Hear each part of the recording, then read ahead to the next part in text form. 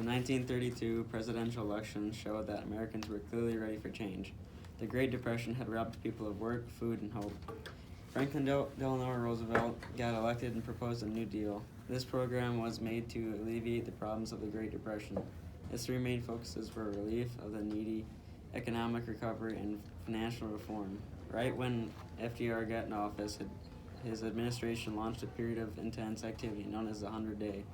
Congress passed 15 major pieces of the New Deal legislation from March 9th to June 16, 1933. This greatly expanded the federal government's role in the nation's economy.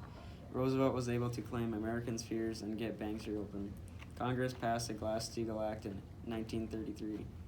This established Federal Deposit Insurance Corporation. This provided federal insurance for the bank accounts up to $5,000. Congress also passed the Federal Securities Act in May 1933. This required corporations to provide complete information on all stock offerings and made them liable for any misrepresentations. In June 1934, Congress created the Securities Exchange Commission to regulate the stock market. Roosevelt convinced Congress to pass a bill allowing the sale of alcoholic beverages. The 21st Amendment had repealed prohibition completely by the end of 1933.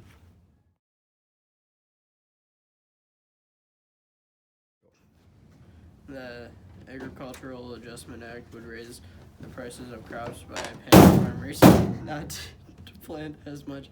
A program called TVA constructed 20 new dams and removed 5 existing ones.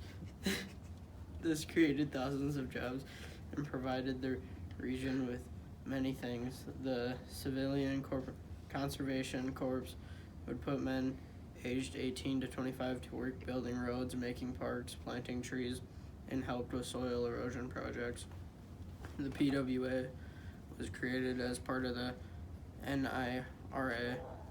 This provided to states to create jobs at building schools and other community buildings. This failed when FDR made the CWA, which successfully did these things. A number of programs were for housing mortgage problems. These gave loans to people who could not make their payments on houses. Another one, FERA, gave direct relief to the needy. By the end of the 100 days, millions of Americans benefited from the New Deal. Deficit spending was putting America deeply into debt, but giving people jobs and hope. Roosevelt looked toward the future of fixing more of American problems.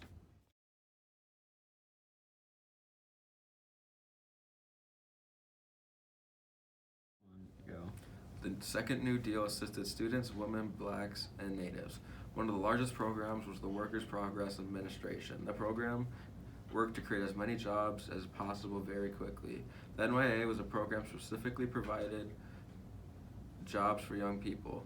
One of the first reforms was the Wagner Act, which protected rights of workers. The most important act was the Social Security Act.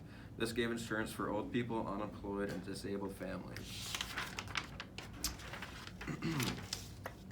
Roosevelt never committed to full civil rights for blacks. They still supported him because he was able to give them hope for the future.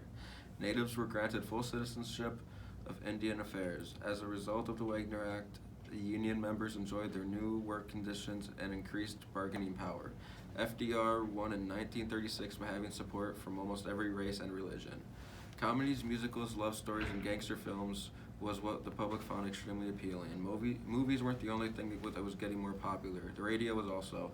FAP paid artists to produce art for the public.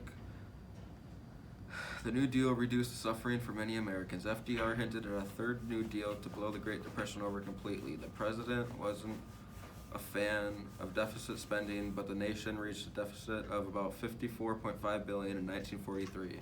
SEC still continues to monitor the stock market. FDIC shored up the banking system. This reassured individual depositors of their money in case of bank failure.